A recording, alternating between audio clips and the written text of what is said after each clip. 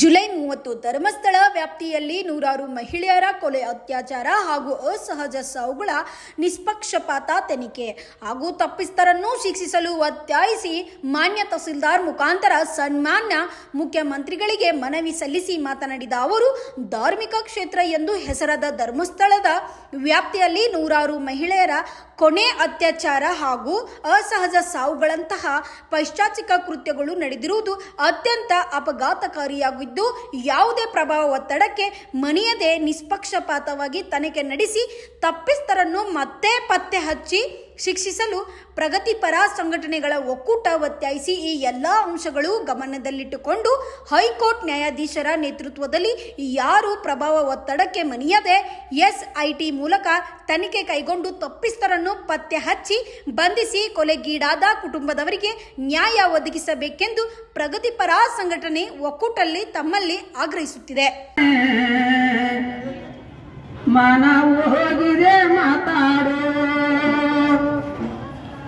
ಅನ್ಯಾಯ ಆಗಿದೆ ಅನ್ನಪ್ಪಯ್ಯನೇ, ಕಣ್ಣು ಇದ್ದರೆ ಕಾಪಾಡು. ಮಾತಾಡಯ್ಯ ಮಂಜುನಾಥನೇ, ಮೋಸ ಹೋಗಿದೆ ಮಾತಾಡು. ಮಾತಾಡಯ್ಯ ಮಂಜುನಾಥನೇ, ಮೋಸ ಹೋಗಿದೆ ಮಾತಾಡು. ಮಾತಾಡಯ್ಯ ಮಂಜುನಾಥನೇ, ಮೋಸ ಆಗಿದೆ ಮಾತಾಡು.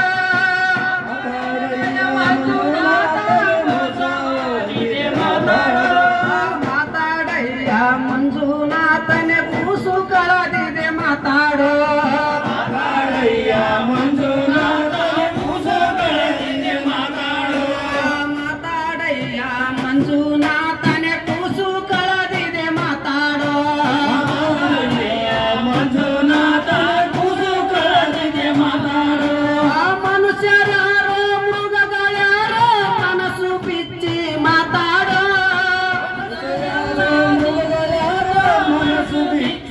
ಮಾತಾಡೋ. ಮನುಷ್ಯರ್ಯಾರೋ ಮೃಗಗಳ್ಯಾರೋ ಮನಸ್ಸು ಬಿಚ್ಚಿ ಮಾತಾಡೋ. ಮನುಷ್ಯರ್ಯಾರೋ ಮೃಗಗಳ್ಯಾರೋ ಮನಸ್ಸು ಬಿಚ್ಚಿ ಮಾತಾಡೋ. ನವಿಲುಗಳ ನರಮೇಧ ಕಂಡು ವೀರೇಂದ್ರ ಹೆಗಡೆಗೆ ಧಿಕ್ಕಾರ.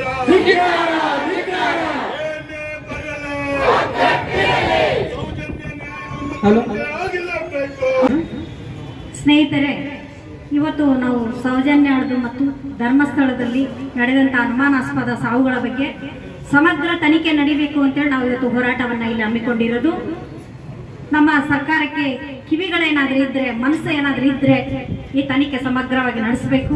SIT ತಂಡ ಸಹಿತ ಯಾವುದೇ ಇನ್ನೊಬ್ಬರ ಒಳತಿಗೆ ಒಳಪಡದೆ ಸಮಾಜದ ಒಂದು ಸುಧಾರಣೆಗೆ, ಸಮಾಜಕ್ಕೆ ಒಂದು ಧರ್ಮದ ರೀತಿಯಲ್ಲಿ ಒಂದು ನ್ಯಾಯವನ್ನು ಒದಗಿಸಿಕೊಡ್ಬೇಕಾಗಿದ್ದು SITಯ ಧರ್ಮವಾಗಿದೆ. ಯಾರ ಪರ ನಿಲ್ಲಬಾರದಿರು, ಮಹಿಳೆಯರ ಪರವಾಗಿ ನಿಲ್ಲಬೇಕು ಅನ್ನೋದೇ ನಮ್ಮ ಆಗ್ರಹ. 2012ರಲ್ಲಿ ಸೌಜನ್ಯ ತೀರ್ಕೊಂಡ ನಂತರ 2013ರಲ್ಲಿ ಹೋರಾಟಗಳು ನಡೆದವು. 2013ರಲ್ಲಿಯೇ ಜನವಾದಿ ಮಹಿಳಾ ಸಂಘಟನೆಯ ನಮ್ಮ ವಿಮಲಾ, ಮೀನಾಕ್ಷಿ ಬಾಳಿ ಮತ್ತು ಲಕ್ಷ್ಮಿ, KS ಲಕ್ಷ್ಮಿ ಇವರೆಲ್ಲ ಸೇರ್ಕೊಂಡು, ಸರ್ ನೀವು ಇದನ್ನ ಸಮಗ್ರವಾಗಿ ತನಿಖೆ ಮಾಡ್ರಿ, ಇಲ್ಲಿ ಅನೇಕ ಕೊಲೆಗಳು, ಅತ್ಯಾಚಾರಗಳು ಆಗಿದೆ, ನಿಮ್ಮ ಗಮನಕ್ಕೆ ಬರ್ತಾ ಇಲ್ಲ ಅಂದ್ರೆ ಅದು ನಿಜವಾಗ್ಲೂ ದುರದೃಷ್ಟ.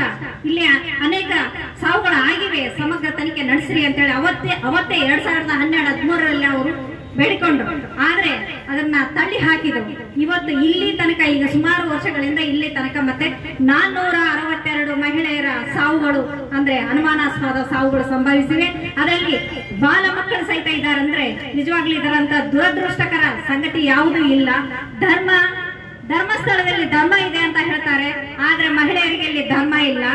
ವೀರೇಂದ್ರ ಹೆಗಡೆಯವರು ಮಾತ್ರ ಅಲ್ಲಿ ತಮ್ಮನ್ನೇ ತಾವೇ ಸರ್ಕಾರ ಎಂದು ತಿಳ್ಕೊಂಡು ತಾವೇ ಆಡಳಿತ ನಡೆಸಿ ನಮ್ಮನ್ನ ಮೂಲೆ ಗುಂಪನ್ನಾಗಿ ಮಾಡಿ ನಮ್ಮ ಸಾವುಗಳಿಗೆ ಅವರು ಕಾರಣರಾಗ್ತಾ ಇದ್ದಾರೆ. ಇದು ಸರ್ಕಾರ ಗಮನದಲ್ಲಿ ಇಟ್ಕೋಬೇಕು, ಅವರ ಬಗ್ಗೆ ತನಿಖೆ ನಡೆಸಬೇಕು. ನಾವು ಧರ್ಮದ ಪ್ರಕಾರ ನಡೆದುಕೊಂಡು ಅವರಿಗೆ ಒಂದು ನ್ಯಾಯವನ್ನ ಒದಗಿಸಿರಿ ಇಲ್ಲಿ ಸತ್ತಂತ ಮಹಿಳೆಯರಿಗೆ ಅಂತೇಳಿ ನಾವು ಕೇಳ್ಕೊಳ್ತಾ ಇದ್ದೀವಿ. ಅದೇ ರೀತಿಯಾಗಿ ನಾವು ಎಲ್ಲಾ ಕಡೆಗೂ ಇದೇ ರೀತಿಯಾಗಿ ಮೆರವಣಿಗೆಗಳು ನಡೀಬೇಕಾಗುತ್ತದೆ. ಒಂದೇ ದಿನ ಮಾಡಿ ಮುಗಿಸೋದಲ್ಲ, ಇದು ಸಮಗ್ರವಾಗಿ ಹೋರಾಟಗಳು ನಡೀತಾನೆ ಇದ್ದೀವಿ. ಯಾವ ಚಾನೆಲ್ಗಳವರ ಇವತ್ತು ಟಿವಿಗಳಲ್ಲಿ ನಾವು ನೋಡ್ತೀವಿ, ಯಾರೇ ಆಗಲಿ ಚಳವಳಿ ಮಹಿಳೆಯರ ಮೇಲೆ ಧರ್ಮಸ್ಥಳದಲ್ಲಿ ಆದಂತ ಎಲ್ಲ ಅನ್ಯಾಯ, ಅತ್ಯಾಚಾರ, ಕೊಲೆ, ಕಿಡ್ನಾಪ್ ಇದರ ಬಗ್ಗೆ ನೋಡಿದ್ದೀವಿ. ನಮ್ಮ ಇವತ್ತಿನ ಮುಖ್ಯವಾದ ಬೇಡಿಕೆ ಏನಪ್ಪಾ ಅಂದ್ರೆ, ಮೊಟ್ಟ ಮೊದಲನೇದ್ದು SIT ರಚನೆ ಮಾಡಿದ್ದಾರೆ. ಆ SIT ಸ್ವತಂತ್ರವಾಗಿ ನಿಷ್ಪಕ್ಷಪಾತವಾಗಿ ತನಿಖೆಯನ್ನು ನಡೆಸಬೇಕು. ಅದು ನಿಷ್ಪಕ್ಷಪಾತವಾಗಿ ತನಿಖೆ ನಡೆಸಬೇಕನ್ನೋದಾಗಿದ್ರೆ ಅದು ಹೈಕೋರ್ಟಿನ ಒಬ್ಬ ಸಿಟ್ಟಿಂಗ್ ಹೈಕೋರ್ಟ್ನ ಜಡ್ಜ್ ಉಸ್ತುವಾರಿಯಲ್ಲಿ ನಡೀಬೇಕನ್ನೋದು ಮೊದಲ ಬೇಡಿಕೆ ನಾವು. ಎರಡನೇ ವಿಷಯ ಏನಪ್ಪಾ ಬೇಡಿಕೆ ಅಂತ ಹೇಳಿದ್ರೆ, ಅಲ್ಲಿಯ ಎಲ್ಲ ತನಿಖೆಗಳಿಗೆ, ಅಲ್ಲಿ ನಡೆದಿರ್ತಕ್ಕಂಥ ಕ್ರಿಮಿನಲ್ ಕೆಲಸಗಳಿಗೆ, ಅಲ್ಲಿ ಅಪರಾಧಿಗಳನ್ನು ಪತ್ತೆ ಹಚ್ಚಲಿಕ್ಕೆ ಅಡ್ಡಿಯಾಗಿರ್ತಕ್ಕಂಥ ವ್ಯಕ್ತಿಗಳು ಯಾರಿದ್ದಾರೆ ಮೊದಲು ಅವರು ರಾಜೀನಾಮೆ ಕೊಡ್ಬೇಕನ್ನೋದು ನಮ್ದು ಎರಡನೇ ಬೇಡಿಕೆ ಆಗಿದೆ.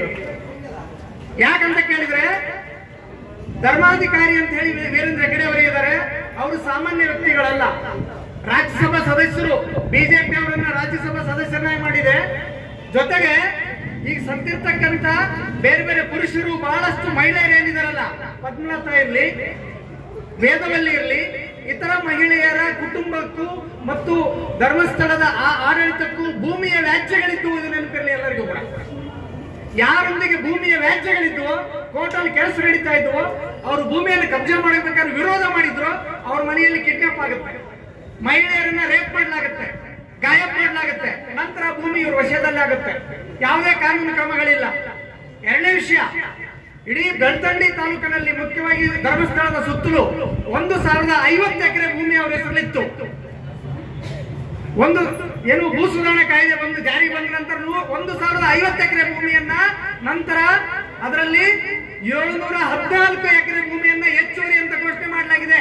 ಆದ್ರೆ ಹೆಚ್ಚುವರಿಯಾಗಿ ಘೋಷಣೆ ಮಾಡಿದಂತ 714 ಎಕರೆ ಭೂಮಿ ಅಲ್ಲಿರುವಂತ ಯಾವುದೇ ದಲಿತರು, ಭೂಹೀನರು, SC/ST ಯಾರೇ ಭೂಹೀನರಿಗೆ ಹಂಚಿಲ್ಲ, ಅವರೇ ಇವತ್ತು ತಮ್ಮ ಸುಪರ್ದಿಯಲ್ಲಿ ಇಟ್ಕೊಂಡಿದ್ದಾರೆ. ಹಂಗಾಗಿ ಯಾರ್ಯಾರು ಭೂಮಿಯನ್ನು ಕೇಳ್ತಾರೆ ಅವ್ರ ಜೊತೆಗೆ ಇವತ್ತು ವ್ಯಾಜ್ಯಗಳು ಶುರುವಾಗುತ್ತೆ. ಅಲ್ಲೆಲ್ಲ ಅವ್ರದೇ ಕಾಲೇಜಲ್ಲಿ ಓದ್ತಕ್ಕಂಥ ವಿದ್ಯಾರ್ಥಿನಿ ಯಾರು, ನಿಮಗೆ ಸೌಜನ್ಯ, ಉಜಿರೆ ಕಾಲೇಜಲ್ಲಿ ಓದ್ತಕ್ಕಂಥ ವಿದ್ಯಾರ್ಥಿನಿ ಕಾಲೇಜ್ ಮುಗಿಸ್ಕೊಂಡು ಮನೆಗೆ ಬರಬೇಕಾದ್ರೆ ಅಲ್ಲಿಂದ ಕಿಡ್ನಾಪ್ ಆಗುತ್ತೆ, ನಂತರ ರೇಪ್ ಆಗುತ್ತೆ, ಮರ್ಡರ್ ಆಗುತ್ತೆ. ಅದಕ್ಕೆ ಸಂಬಂಧಪಟ್ಟಂತ ಯಾರು ಕೂಡ ಪೊಲೀಸ್ ಸ್ಟೇಷನ್ ಅಲ್ಲಿ ಇಲ್ಲಿವರೆಗೂ ಸಹಿತ ಹೋಗಿ ಕೇಸನ್ನು ತಗೊಳ್ಳಿಕ್ಕೆ FIR ಮಾಡ್ಲಿಕ್ಕೋಸ್ಕರ ಮುಂದಕ್ಕೆ ಬರ್ತಾ ಇರುವಂತ ಪರಿಸ್ಥಿತಿಯಲ್ಲಿದೆ. ಯಾತಕ್ಕಂತ ನಾವು ನೋಡ್ಬೇಕು. ನಾವೆಲ್ಲ ಇಷ್ಟೆಲ್ಲ ನಡೆದ್ರು ಕೂಡ ನಾವ್ಯಾಕೆ ಹೆಗ್ಡೆ ಅವರು ರಾಜೀನಾಮೆ ಕೊಡ್ಬೇಕಂತ ಹೇಳಿ ಮುಖ್ಯವಾದ ಡಿಮ್ಯಾಂಡ್ ಇಡ್ತಾ ಇದೀವಿ ಅಂತ ಹೇಳಿದ್ರೆ, ನಿಮ್ಮನ್ನ ರಾಜ್ಯಸಭಾ ಮೆಂಬರ್ ಮಾಡಿರುವಂತದ್ದು ಉತ್ಸವ ಮೂರ್ತಿಯಾಗಿ ಮೆರೀಲಿಕ್ಕೆಲ್ಲ, ಧರ್ಮಾಧಿಕಾರಿ ಅಂತಲ್ಲ. ಪಾರ್ಲಿಮೆಂಟ್ ಇರೋದು ಎದಕ್ಕೋಸ್ಕರ? ಅನ್ಯಾಯಕ್ಕೊಳಗಾದ ಜನಗಳಿಗೆ ನ್ಯಾಯ ಕೊಡಿಸೋದಕ್ಕೋಸ್ಕರ. ನಿನ್ನ ಸ್ಥಾನದಲ್ಲೇ ಇಷ್ಟೊಂದು 100 ಕೊಲೆಗಳಾಗಿದೆ ಅಂತ ಹೋರಾಟ ನಡೆಸಬೇಕಾದ್ರೆ ಮುಂದೆ ನಿಂತು ಅವ್ರಿಗೆ ನ್ಯಾಯ ಕೊಡಿಸಬೇಕಾದಂತವ್ರು ನೀವೇನ್ ಮಾಡ್ತಾ ಇದ್ದೀರಿ? ನಿಮ್ಮ ಪ್ರಭಾವ ಏನು ಮಾಡ್ತಾ ಇದೆ? ಯಾತಕ್ಕೋಸ್ಕರ ನಿನ್ನ ಸ್ಥಾನಗಳು? ಧರ್ಮದ ಸ್ಥಾನ ಎದಕ್ಕೆ, ರಾಜಕೀಯ ಸ್ಥಾನ ಎದಕ್ಕೆ? ಎರಡಕ್ಕೂ ರಾಜೀನಾಮೆ ಕೊಡ್ಬೇಕನ್ನೋದನ್ನ ಈ ಸಂದರ್ಭದಲ್ಲಿ ನಾವು ಒಕ್ಕೊರಲಿಂದ ಕೇಳ್ತಾ ಇದ್ದೀವಿ. ಅವರು ಎಷ್ಟು ಮಟ್ಟಿಗೆ ಬೆನ್ಮುಟ್ಟಿಯನ್ನು ನೋಡ್ತಾ ಇದ್ದಾರೆ ಅಂತ ಹೇಳಿದ್ರೆ, 800ಕ್ಕೂ ಹೆಚ್ಚು ಚಾನೆಲ್ಗಳಿಗೆ, ಯೂಟ್ಯೂಬ್ ಚಾನೆಲ್ಗಳು ಇವತ್ತು ಮುಖ್ಯವಾಹಿನಿಯ ಎಲ್ಲಾ ಮಾಧ್ಯಮಗಳು ಇವತ್ತು ಬಾಯಿ ಮುಚ್ಚಿಕೊಂಡು ಬಿಟ್ಟಿದಾರೆಲ್ಲ. ಬಾಯಲ್ಲಿ ಅವರು ತುರುಕಿರ್ತಕ್ಕಂಥ ಎಲ್ಲ ಮಣ್ಣು ಬಿದ್ದಿದೆ ಇವತ್ತೆಲ್ಲ ಮುಖ್ಯ ಚಾನೆಲ್ಗಳಲ್ಲೆಲ್ಲ. ದಿನನಿತ್ಯ ಬೆಳಗಾದ್ರೆ ತಮಗೆ ಬೇಕಾಗಿರೋ ವಿಷಯ ಆಗಿದ್ರೆ ಮುಂಜಾನೆಯಿಂದ ಸಂಜೆ ತನಕ ಹೊಡಿತಾ ಇರ್ತಾರೆ. ಆದ್ರೆ ಈ ಏನು ಸೌಜನ್ಯ ಕಲೆಗಳ ವಿಚಾರ ಬಂದಾಗ, ಧರ್ಮಸ್ಥಳದ ಪ್ರಶ್ನೆ ಅಂತ ಬಂದಾಗ ಮುಖ್ಯ ವಾಹಿನಿಗಳಲ್ಲಿ ಯಾವುದೂ ಚರ್ಚೆ ಆಗ್ತಾ ಇಲ್ಲ. ಇವತ್ತು ಯೂಟ್ಯೂಬ್ ಅಲ್ಲಿ, ಸೋಷಿಯಲ್ ಮೀಡಿಯಾದಲ್ಲಿ, ಸ್ಥಳೀಯ ಪತ್ರಿಕೆಗಳಲ್ಲಿ ವ್ಯಕ್ತಿಗತವಾಗಿ ಇಂಡಿವಿಜುವಲ್ ಆಗಿ ಯಾರ್ಯಾರು ನ್ಯಾಯಪರವಾಗಿ ನಿಂತಿರ್ತಕ್ಕಂಥ ನಿಷ್ಠುರವಾಗಿರ್ತಕ್ಕಂಥವ್ರು ಇದ್ದಾರೋ ಅವರು ಮಾತ್ರ ಇವತ್ತು ಮಾತಾಡ್ತಿರೋದನ್ನ ನಾವು ನೋಡ್ತಾ ಇದೀವಿ. ಹಂಗಾಗಿ ಅದಕ್ಕೆ ಅಡ್ಡಿ ತರಲಿಕ್ಕೋಸ್ಕರ, ಅದನ್ನು ಬಂದ್ ಮಾಡ್ಲಿಕ್ಕೋಸ್ಕರ ಯೂಟ್ಯೂಬ್ಗಳಲ್ಲಿ ಯಾರು ಕೂಡ ಮಾತಾಡಬಾರ್ದು ಧರ್ಮಸ್ಥಳದ ಹೆಸರೆತ್ತೆ ಅಂತ ಹೇಳಿ ಹೈಕೋರ್ಟ್ ಅಲ್ಲಿ ಅದಕ್ಕೊಂದು ಸ್ಟೇ ತಂದಿದ್ದಾರೆ. ಈಗೆಲ್ಲ ಅದನ್ನು ಕ್ವಶನ್ ಮಾಡಿ ಸುಪ್ರೀಂ ಕೋರ್ಟ್ ಹೋಗಿದ್ದಾರೆ ಕೆಲವರೆಲ್ಲರೂ ಕೂಡ. ಅದನ್ನ ಮೀರಿ ನಾವು ಮಾತಾಡ್ತಾ ಇದೀವಿ. ಎಲ್ಲರೂ ಕೂಡ ಏನಂತ ಮಾತಾಡ್ತಾ ಇದೀವಿ? ಅನ್ಯಾಯ ಆಗಿದೆ, ಆಯ್ತು, ಕೊಲೆ ಮಾಡಿದವರು ಯಾರು ಅಂತ ಸ್ಪಷ್ಟವಾಗಿ ಗೊತ್ತಾಗ್ಲಿಲ್ಲಪ್ಪ ಅಂತ ಹೇಳಿದ್ವಿ. ಇನ್ನುವರೆಗೆ ಹುಡುಕ್ತಾ ಇದ್ದಾರೆ, ಅನುಮಾನಗಳಿದೆ. ಏನಂತೀವಲ್ಲ, ಸಾಂದರ್ಭಿಕ ಸಾಕ್ಷಿಗಳು ಒಟ್ಟು ಮಾಡಿ ತೋರಿಸ್ತಾ ಇದ್ದಾವೆ ಯಾರು ಅಪರಾಧಿಗಳು ಅಂತ ಹೇಳಿ. ಆದ್ರೂ ನಡೀಲಿ, ಕೋರ್ಟಲ್ಲಿ ನಡೀಲಿ, ನಾವ್ ಇಂಥವ್ರೆ ಅಂತ ಹೇಳಿ ಒಟ್ಟು ಮಾಡಿ ಹೇಳ್ತಾ ಇಲ್ಲ. ಆದರೆ ಕೊಲೆ ಆಗಿದ್ದು ನಿಜವಾ? ಸತ್ತಿದ್ದು ನಿಜವಾ? ಹಾಗಿದ್ರೆ ಸತ್ತದನ್ನ ಯಾರು ಕೊಲೆ ಮಾಡಿದ್ರು? ಇದಂತೂ ಪತ್ತೆ ಆಗಲೇಬೇಕಲ್ಲ. ಹಾಗಾಗಿ ಇವತ್ತಿನ ನಮ್ಮ ಹೋರಾಟ ಈಗ ಬಂದಿರ್ತಕ್ಕಂಥದ್ದು. ಯಾಕಂದ್ರೆ ಮೊನ್ನೆ 2002ರಲ್ಲಿ ದೊಡ್ಡ ಹೋರಾಟ ಬಂತು, ಸೌಜನ್ಯ ಕೊಲೆ. ಇದೇ ಕಾಂಗ್ರೆಸ್ ಗೌರ್ಮೆಂಟ್ ಏನು ಮಾತು ಕೇಳಲಿಲ್ಲ, ಒಂದು ಇನ್ವೆಸ್ಟಿಗೇಷನ್ ಕೂಡ ಆರ್ಡರ್ ಮಾಡಲಿಲ್ಲ. ಆದ್ರೆ ಈಗ ಅನಿವಾರ್ಯತೆಗಳು ಪಟ್ಟು ಒಂದು ಸ್ಪೆಷಲ್ ಇನ್ವೆಸ್ಟಿಗೇಷನ್ ಟೀಮ್ ಮಾಡಿದರೆ, SIT ಮಾಡಿದರೆ, ತನಿಖೆ ಆಗಲಿ, ಆ ಸತ್ಯ. ಹೋರಾಟದ ಮನಸ್ಸುಗಳೇ, ಮಹಿಳೆಯರ ಸಹಜ ನೋವನ್ನು ಅನುಭವಿಸಿ ಅದನ್ನು ವ್ಯಕ್ತಪಡಿಸಲು ಇಲ್ಲಿ ಸೇರುವಂತ ಮಾತೆಯರೇ, ಧರ್ಮಸ್ಥಳ ಇವತ್ತು ರಾಜ್ಯದಲ್ಲಿ, ರಾಷ್ಟ್ರೀಯ ಮಟ್ಟದಲ್ಲಿ ಚರ್ಚೆಯ ಕೇಂದ್ರೀಯ ವಿಷಯ. ನಮಗೆ ಇಲ್ಲಿವರೆಗೆ ಧರ್ಮಸ್ಥಳ ಅಂದ್ರೆ ಒಂದು ಪವಿತ್ರ ಕೇಂದ್ರ, ಧಾರ್ಮಿಕ ಶ್ರದ್ಧೆಯ ಕೇಂದ್ರ, ಹಲವಾರು ಸಾವಿರಾರು ಲಕ್ಷಾನುಗಟ್ಟಲೆ ಭಕ್ತರ ಒಂದು ಭಾವನಾ ಕೇಂದ್ರ ಅಂತ ನಮಗೆ ಇಲ್ಲಿವರೆಗೂ ಗೊತ್ತಿರುವಂತಹ ವಿಷಯ. ಕಳೆದ ಹಲವಾರು ದಿನಗಳಿಂದ ಅಲ್ಲೇನು ಇವತ್ತು ವಿಷಯಗಳನ್ನು ಎತ್ತಿದಾಗ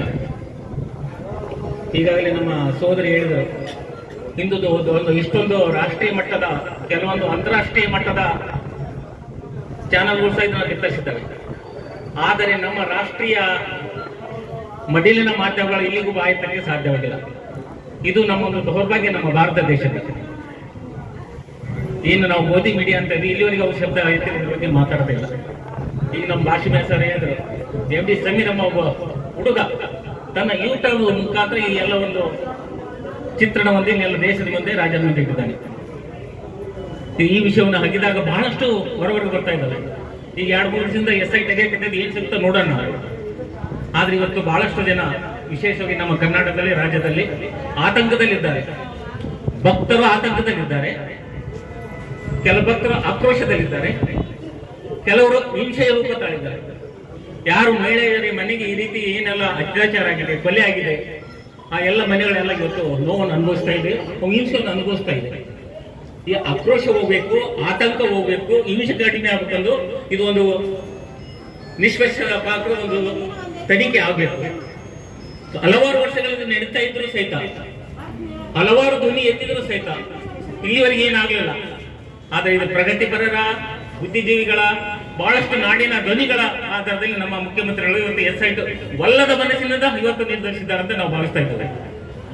ಅವರು ಏನೋ ಒಂದು ನ್ಯಾಯ ಕೊಡಬೇಕಂತ ದೃಷ್ಟಿಯಿಂದ ಇಲ್ಲ, ಒಲ್ಲದ ಮನಸ್ಸಿನಿಂದ ಇದನ್ನು ಮಾಡಿದ್ದಾರೆ SIT. ಅದರಿಂದ ನಾವು ಸರಿಯಾದ ತನಿಖೆ ಆಗದಂತ ನಿರೀಕ್ಷಿಸಲಿಕ್ಕೆ ಸಾಧ್ಯವಿಲ್ಲ. ಅದಕ್ಕಾಗಿ ನಮ್ಮ ಒತ್ತಾಸೆ ಈ SIT ತನಿಖೆ ಜೊತೆಗೆ ನಿವೃತ್ತ ನ್ಯಾಯಾಧೀಶರು, ಉಚ್ಚ ನ್ಯಾಯಾಲಯದ ನ್ಯಾಯಾಧೀಶರ ಒಂದು ಮುಖಂಡತ್ವದಲ್ಲಿ ಮೇಲ್ವಿಚಾರಣೆಯಲ್ಲಿ ನಡೆದಾಗ ಮಾತ್ರ ನಮಗೆ ನ್ಯಾಯ ಸಿಗುತ್ತೆ. ಆ ನ್ಯಾಯ ಸಿಗದ್ರೊಂದಿಗೆ ಏನು ಧರ್ಮಸ್ಥಳಾಗ ಅದಕ್ಕೆ ನ್ಯಾಯ ಸಿಕ್ಕಾಗ ಮಾತ್ರ ಏನ್ ನಡೀತಿದೆ ಅಂತ ಅದು ಧರ್ಮ ಕೇಂದ್ರನೋ ಅಧರ್ಮದ ಕೇಂದ್ರವೋ ಅದೆಲ್ಲ ಗೊತ್ತಾಗುತ್ತೆ. ನಮ್ಮ ಒಂದು ಆಸೆ ಅದು ಕೇಂದ್ರವೇ, ಧರ್ಮ ಕೇಂದ್ರವೇ ಆಗಲಿ, ಆದ್ರೆ ನ್ಯಾಯ ಮಾತ್ರ ಎಲ್ಲರಿಗೂ ಸಿಗಬೇಕು. ಅದಕ್ಕಾಗಿ ಈ ಒತ್ತಾಯಕ್ಕೆ ನಾವು ಧ್ವನಿ ಸೇರ್ತೀವಿ. ನಮ್ಮ ಇವತ್ತು ನಾವು ಅನ್ಯಾಯದ ವಿರುದ್ಧ ಒಂದು ಹೋರಾಟಕ್ಕೆ ಇಳಿದಿದ್ದೇವೆ. ಕಾರಣ ಇಷ್ಟೇ, ಹಲವಾರು ಮಹಿಳೆಯರ ಅತ್ಯಾಚಾರ ಆಯಿತು, ಸಣ್ಣ ಚಿಕ್ಕ ಮಕ್ಕಳಿಗೆ ಸಹ ಅತ್ಯಾಚಾರ ಆಯಿತು. ಆದರೆ ಮಾಧ್ಯಮದಾಗಲಿ, ಪೇಪರ್ ಆಗಲಿ, ಇನ್ನಿತರ ಎಲ್ಲ ಒಂದು ಏನಂದ್ರೆ ಅವತ್ತಿನ ದಿವಸ ನಾವು ಹೋರಾಟ ಮಾಡ್ತೀವಿ, ಹಲವಾರು ಸಲ ಬಂದಿದ್ದೀವಿ, ನಾವು ಹೋರಾಟ ಮಾಡ್ತಾ ಹೋಗೋದು ಅಷ್ಟೇ. ಮಾತ್ರ ನ್ಯಾಯ ಮಾತ್ರ ಬೆರಳೆಣಿಕೆ ಅಷ್ಟೇ ಸಿಗ್ತಾ ಇದೆ. ಅನ್ಯಾಯದ ವಿರುದ್ಧ ಯಾವುದು ತಲೆ ಹತ್ತಕ್ಕೆ ಆಗ್ತಾ ಇಲ್ಲ. ನಿಜವಾಗ್ಲೂ ಹೇಳ್ಬೇಕಂದ್ರೆ ಇದಕ್ಕೆ ಕಾರಣೀಭೂತರು ಯಾರೋ ಅವರಿಗೆ ಒಂದು ಮರಣದಂಡನೆ ಆಗ್ಬೇಕು. ಮರಣದಂಡನೆ ಆದ್ರೆ ಮಾತ್ರ ಅದು ಒಂದು ಎಚ್ಚೆತ್ಕೊಳ್ತಾರೆ ಈ ಮನುಜ ಮತ ಅಂತ ಹೇಳ್ಬೋದು. ಈ ಗಂಡು ಮತಗಳೇನಿದಾವಲ್ಲ ಇವು ಜನ, ಯಾಕೆ ಈ ಅನ್ಯಾಯ, ಹೆಣ್ಮಕ್ಳಿಗೆ ಯಾಕೆ ಈ ತರ ಅನ್ಯಾಯ? ಈ ಅನ್ಯಾಯದ ವಿರುದ್ಧ ನಾವೆಲ್ಲ ಹೋರಾಟ ಮಾಡಿದ್ರೆ ಸಾಕಾಗಲ್ಲ. ಎಲ್ಲೆಲ್ಲಿ ಅನ್ಯಾಯ ಆಗಿತ್ತು ಅಲ್ಲೆಲ್ಲೇ ಸೆಡೆ ಬಡಿಬೇಕು, ಅಂದ್ರೆ ಮಾತ್ರ ಇದಕ್ಕೆ ನ್ಯಾಯ ಅಂತ ಹೇಳ್ಬೇಕು. ಮರಣದಂಡನೆ ಇದಕ್ಕೆ ಕಾರಣ. ಈಗ ಇಲ್ಲೇ ಪಕ್ಕದಲ್ಲೇ ನಮ್ಮ ಆರೋಚನೆಯಲ್ಲಿ ನಡೆದು 5 ವರ್ಷ ಸಜಾ, 4 ವರ್ಷ ಸಜಾ ಅಂತ ಹೇಳಿ 3 ವರ್ಷ ಸಜಾ, ಈ ತರ ಆದ್ರೆ ಮತ್ತೆ ಅವ್ರು ಯಾವ್ದಕ್ಕೆ ಹೋಗ್ತೀವಪ್ಪ ಆರಾಮ ಐಷಾರಾಮಿ ತಿಂತೀವಿ ಬರ್ತೀವಿ, ಜೈಲ್ ಶಿಕ್ಷೆ ಅನುಭವಿಸ್ತೀವಿ ಬರ್ತೀವಿ ಅನ್ನೋರೇ ಹೊರತು ಅದಕ್ಕೆ ಸಂಪೂರ್ಣವಾಗಿ ವಿರಾಮ ಹೇಳುವಂತ ಈ ಏನ್ ನ್ಯಾಯಾಲಯ ಇದೆ ಆ ನ್ಯಾಯಾಲಯಕ್ಕೆ ನಾನು ಇನ್ನು ಮನವಿ ಮಾಡ್ಕೊಳ್ತೀನಿ.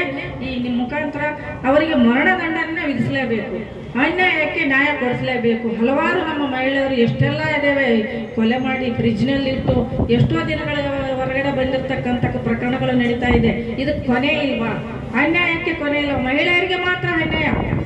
ಯಾಕೆ ಈ ಅನ್ಯಾಯಕ್ಕೆ ಒಂದು ಕೊನೆ ವಿರಾಮ ಹೇಳ್ಬೇಕಂತ ಹೇಳ್ತಾ ನಾನು 2 ಮಾತಲ್ಲಿ. ಇನ್ನು ಈ ಸಂದರ್ಭದಲ್ಲಿ ಬಸವಂತಾಯ ಗೌಡ, DH ಕಂಬಳಿ, BN ಯಾರಿದ್ಹಾಳ್, ಚಿಟ್ಟಿ ಬಾಬು, ರಮೇಶ್ ಪಾಟೀಲ್ ಬೇರ್ಗಿ, ಬಸವರಾಜ್ ಬಾದರ್ಲಿ, ಬಾನು ಬೇಗಂ, ಸುಲೋಚನಾ ಸರಸ್ವತಿ, ಲಕ್ಷ್ಮೀ ಪತ್ತಾರ್ ಇನ್ನು ಅನೇಕರು ಇದ್ದರು. BV news, Basavaraj Sindhanur. Thanks for watching. Read, discuss and debate with editor Dr. Yan Prashant Rao. Wanted reporters in print, digital and visual media for Bharat Vaibhav Daily Newspaper, BV News 5 Channel and BV Fast Web News from all the talukas of Karnataka, Goa and Maharashtra. If interested, send your resume to 9019229366.